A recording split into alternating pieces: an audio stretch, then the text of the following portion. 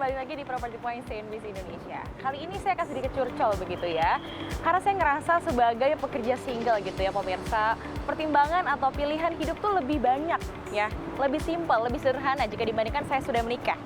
Misalnya saja dengan pemilihan hunian. Nah, apabila saya masih single, ini pertimbangannya kurang lebih hanya dekat dengan kantor. Ya udah itu aja sama pilihan tempat tinggal yang nyaman gitu ya. Kalau misalnya single kan saya pilih kos-kosan atau apartemen. Itu lebih simpel.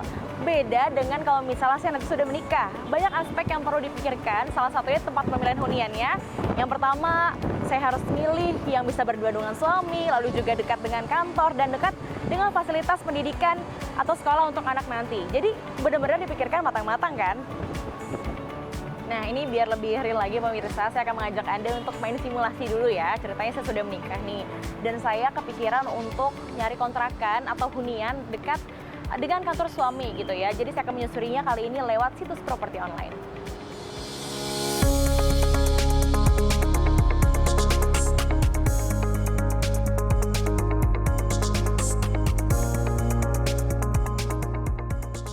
Misalnya penghasilan saya dan suami sama-sama UMR. Maka tentu saja saya nggak akan milih rumah yang biaya sewanya hampir mencapai pendapatan kami seluruhnya. Maka otomatis yang harganya 9,5 juta per bulan seperti ini juga nggak akan masuk budget, alias maksa. Meskipun sepertinya cukup oke ya pemirsa untuk pengantin baru, tentunya dengan fasilitas 2 kamar tidur, 1 kamar mandi, dan luas bangunannya 109 meter persegi. Nah, berikutnya kontrakan ini menurut saya hampir masuk budget, yakni dengan harga 3,8 juta per bulan. Meskipun sepertinya Pak Sutri harus hidup irit dan hemat ya. Adapun fasilitasnya yakni ada 2 kamar tidur, 2 kamar mandi, luas tanah 500 meter persegi, dan tergabung bersama kontrakan-kontrakan lain. Nah, kalau tadi kan udah kontrakan, nah gimana kalau misalnya sekarang apartemen? Apabila kalau misalnya gaji saya dan suami digabung itu sebesar 15 juta rupiah. Nah, ini dia. Nah, kalau misalnya sebagai pasutri baru, lalu saya memilih untuk tinggal di apartemen, tentunya akan disajikan fasilitas lengkap, siap huni, dan fasilitas umum yang lengkap. Kalau misalnya total pendapatan saya dan suami sebesar 15 juta rupiah, nah kalau saya ambil apartemen dengan harga 5 juta rupiah, ini sebenarnya masih sedikit ya lebih dari budget. Apalagi kalau kita pakai rasio 30%, maka maksimal biaya yang dikeluarkan untuk hunian, yakni sebesar 4.500.000 rupiah. Kalau tetap memaksa milih 5 juta ini, tentunya kita harus mengorbankan budget keperluan lain untuk apartemen. Terlebih lagi di apartemen ini hanya memiliki 1 kamar tidur, 1 kamar mandi, dan hanya seluas 25 meter persegi saja. Nah, ini ada apartemen lain yang masih mendekati budget, yakni di angka 4.500.000 dengan fasilitas yang lengkap. Adapun fasilitasnya terdapat 2 kamar tidur, 1 kamar mandi, dan luas bangunan 35 meter persegi. Tentunya tidak perlu mengorbankan keperluan lain demi membayar hunian. Apalagi kalau kita tinggal di apartemen, masih banyak biaya-biaya lain yang perlu dikeluarkan, seperti servis dan IPL, biaya parkir, dan biaya lain-lain. Nah, Sobat Properti, tadi kan masih berandai-andai kata saja. Nah, tapi apakah dengan porsi pendapatan yang 15 juta tadi dan yang UMR, ini sudah tepat memilih apartemen dan kontrakan sebagai hunian? Bagaimana dengan menciciil rumah dengan KPR? Apakah bisa menjadi pilihan? Nah, untuk membahasnya lebih dalam lagi, saya akan nggak sendirian. Saya akan bersama dengan rekan saya, Financial Expert CNBC Indonesia.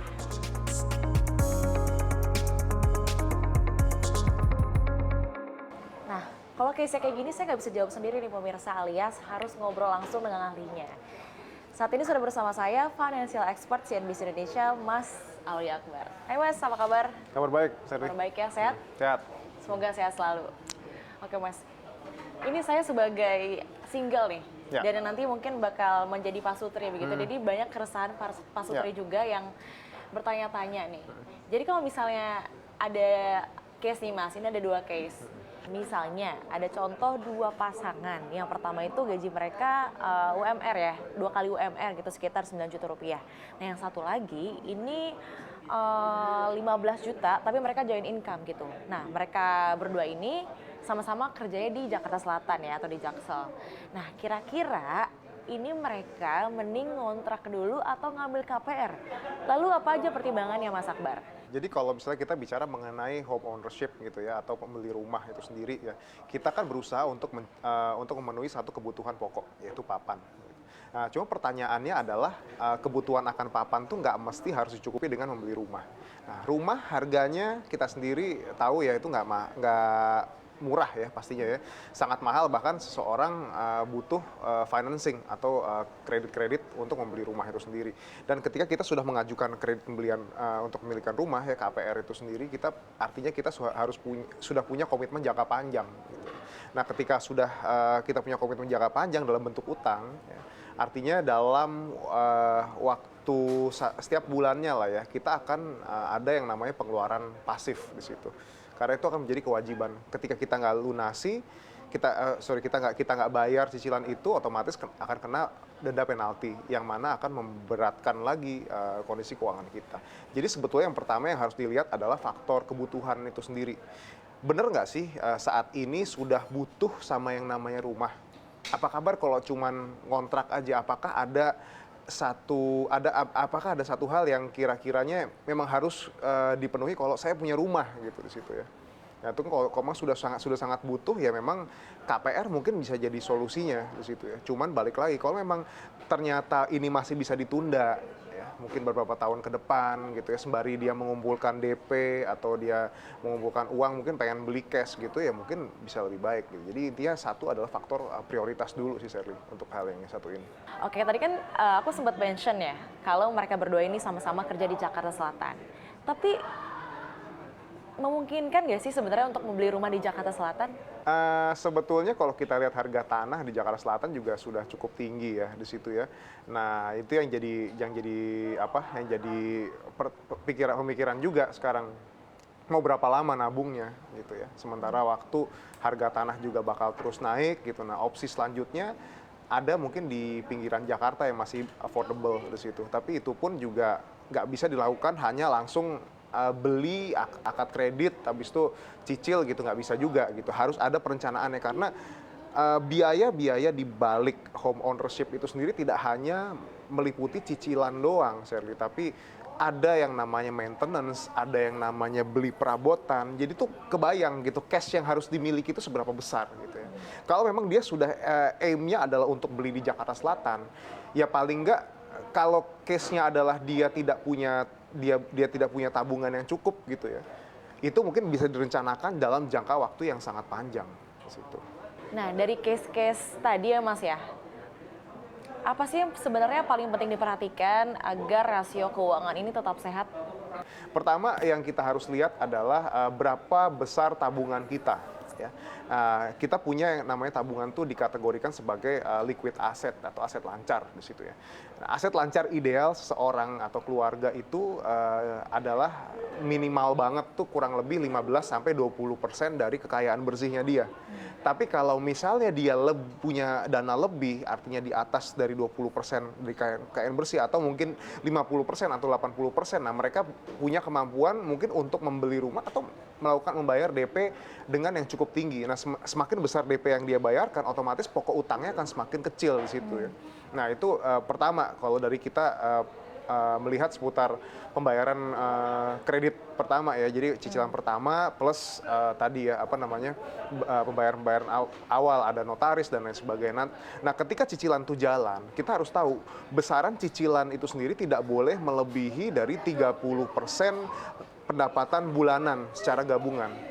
Jadi misalnya sudah digabung semuanya 10 juta, otomatis cicilan maksimalnya cuma 3 juta gitu ya. Kalau memang di atas 3 juta, saya rasa itu tidak ideal, yang ada berat. Dan 3 juta itu cicilan dari semua utang, jadi nggak cuman KPR. Let's say dia sudah punya cicilan kartu kredit ya, berarti KPR-nya harus di bawah itu. Mobil.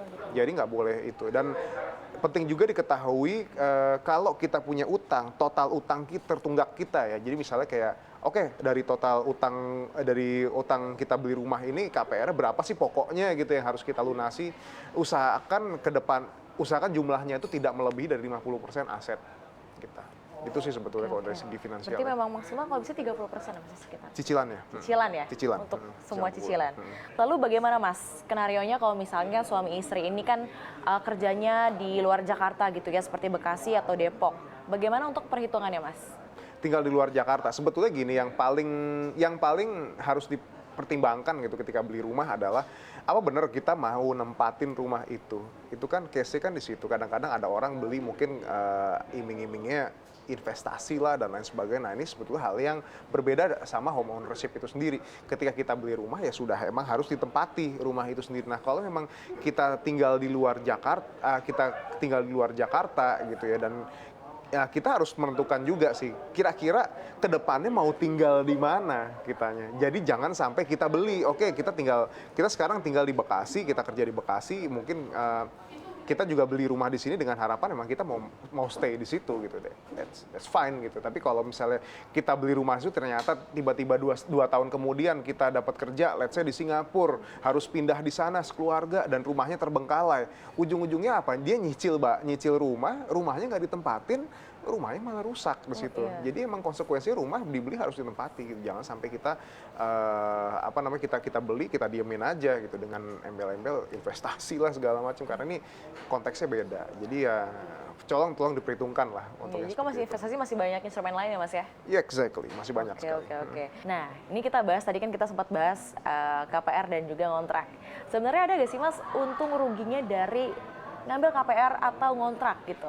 Oke, kita bicara ngontrak dulu ya. Jadi sebetulnya gini, ngontrak itu sendiri tidak akan mengurangi kemampuan kita jadi kaya sebetulnya. Tapi kebanyakan orang mikirnya gini, kalau misalnya kita ngontrak terus duitnya kan pasti habis buat bayar di kontrakan, kitanya nggak dapat rumah gitu ya. Nah sekarang pertanyaannya adalah apakah punya rumah itu menjadi tujuan kita untuk jadi mapan? Kan banyak juga orang yang memang oh gue nggak usah punya rumah deh, gue ngontrak aja seumur hidup dengan gue nggak apa-apa untuk memberikan untuk menambah besaran biaya yang kita keluarkan buat ngontrak, as long as kita dapat kontrakan yang nyaman, yang di tengah kota, yang benar-benar fasilitasnya komplit dan kita bisa investasi di tempat lain dan kita bisa merdeka finansial gitu. Cuman bedanya nggak punya rumah aja gitu. Sebenarnya nggak ada bedanya gitu dengan kita punya. Nah ketika kita mau punya rumah harus siap sama pengeluaran-pengeluaran terkait home ownership itu sendiri. Tadi yang saya bilang, ketika rumah itu baru kelihatan masalahnya di mana ketika ditempatin.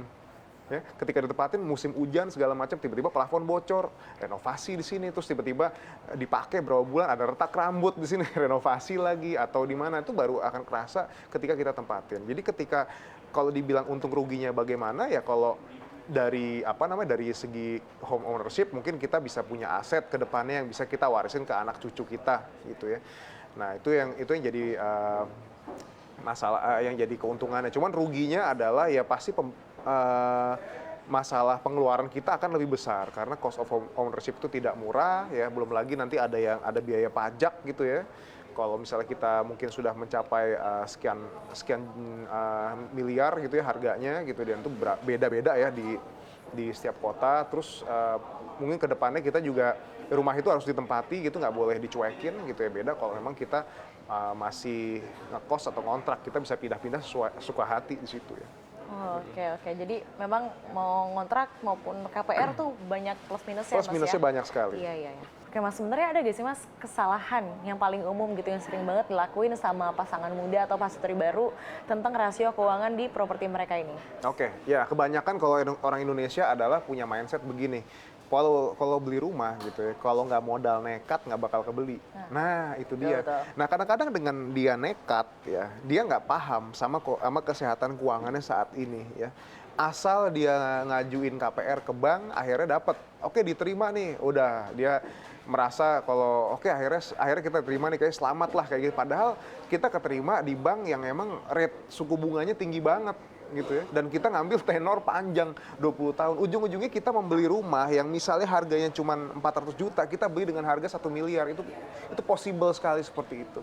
Jadi yang kalau kita memang memutuskan sudah pengen KPR gitu ya, coba perhitungkan juga at least di diri kita kesehatan keuangan tuh sudah harus sehat dulu ya. Kita punya tabungan ya, tadi saya bilang rasionya 15-20% dari kekayaan bersih. Kita kalau misalnya punya cicilan juga tidak boleh lebih dari 30%. Terus terus ingat juga ketika kita KPR ya, sebisa mungkin kita jangan pakai tenor panjang ya di situ ya, karena semakin panjang tenor ya otomatis yang kita bayarin bunganya doang gitu ya.